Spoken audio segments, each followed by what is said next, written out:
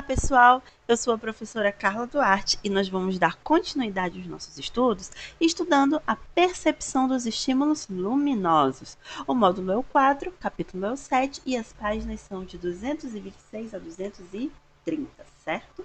Bom, aqui nós temos um texto e para ler esse texto é preciso que no mínimo a gente enxergue as letras para poder interpretar, organizar e assim ler, certo?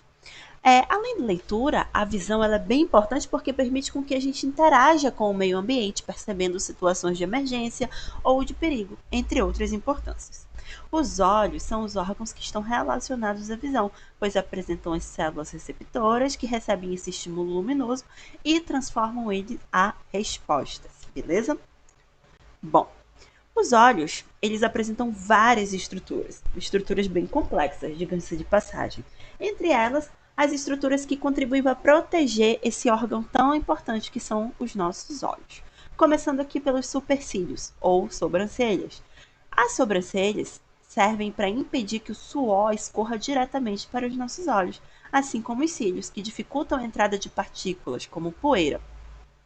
Já as pálpebras dificultam a entrada de objetos nos olhos, ajudando a proteger também da luz excessiva. Quando você entra num ambiente muito claro, né, você estava dormindo, a luz é acesa, suas pálpebras ficam entreabertas.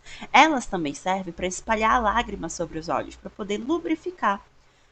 Já o aparelho lacrimal é formado por glândulas que produzem lágrimas, que servem para limpar e proteger os olhos de corpos estranhos, né? Quando algum cisco entra no seu olho, o que a glândula lacrimal faz? Ela começa a produzir líquido para expulsar essa partícula do seu olho, fazendo assim com que ele fique livre desse corpo estranho, beleza? Bom, os olhos, além dessas estruturas que protegem externamente, possuem outras estruturas que atuam na percepção da luz do ambiente. Bom, são várias estruturas. Começando aí pela. Vamos passar aqui essa reportagem rapidinho, depois eu volto.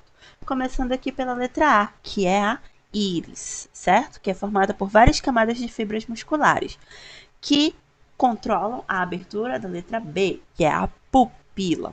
A camada externa do bulbo do olho é formada pela córnea, que é representada aqui pela letra C, certo? A camada fibrosa e transparente que forma a parte anterior do olho é representada aqui pela letra D, que é a esclera, que é também conhecido como branco do olho. A parte da esclera é revestida internamente com uma membrana bem fininha, chamada, essa membrana aqui, que é a letra E, chamada de coroide, a qual tem vasos sanguíneos e alguns pigmentos. Logo atrás da íris, certo? Que é a letra A, cadê aqui a letra A? Logo atrás da íris, nós temos a lente, que é responsável por focalizar o raio de luz e transmitir para a retina, que está representado aqui pela letra G, certo? Que é essa parte aqui.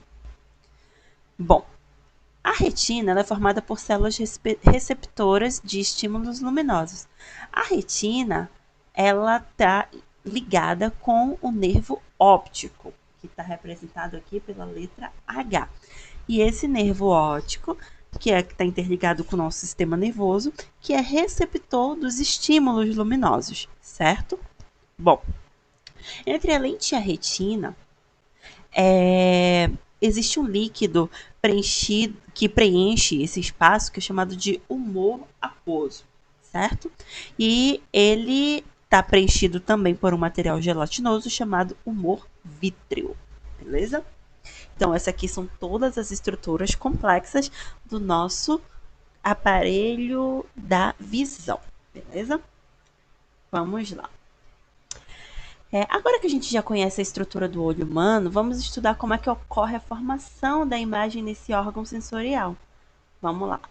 Ao atravessar a córnea, o raio luminoso sofre um pequeno desvio que atravessa o humor aquoso, que é aquele líquido, e penetra o bulbo pela pupila.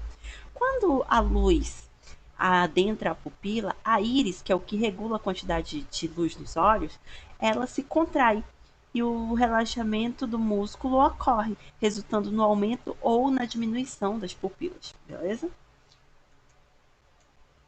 Bom, você já deve ter visto seu gatinho com os olhos com a pupila dilatada, certo? Isso ocorre quando ele estava num local muito escuro e vai para um local claro imediatamente, ou então quando ele está em situação de perigo. O sistema nervoso faz com que a pupila dilate, que é para parecer que os olhos dele sejam maiores, e assim afugentar um possível predador. Isso é uma estrutura da natureza para proteger dos inimigos. Bom, após penetrar pela pupila, os raios luminosos atravessam a lente e o formato pode ser levemente alterado para que a imagem possa ser interpretada pelo nosso olho. Depois que atravessa a lente, o raio de luz atravessa o humor vítreo e atinge a retina. Nessa estrutura, tem células receptoras que são chamadas de cones e bastonetes, que são as principais células dos nossos olhos. Os cones relacionam com a visão em cores e os bastonetes com a visão em locais com pouca luminosidade. No encéfalo, tá, ocorre a formação e a interpretação da imagem. Nos seres humanos, as informações vindas dos dois olhos são interpretadas em conjunto com o encéfalo, o que resulta na formação de apenas uma imagem, o que é diferente das moscas. As moscas têm um aparelho de visão totalmente diferente e ela vê como que em câmera lenta, por isso que é bem difícil matar uma mosca ou um mosquito, beleza? Bom, a nossa visão, apesar de tantas estruturas, né, e de ser tão perfeita a colocação de cada uma delas, ela pode apresentar defeitos também, tá? Muitas pessoas não conseguem enxergar com nitidez por causa de defeitos como miopia, hipermetropia ou astigmatismo.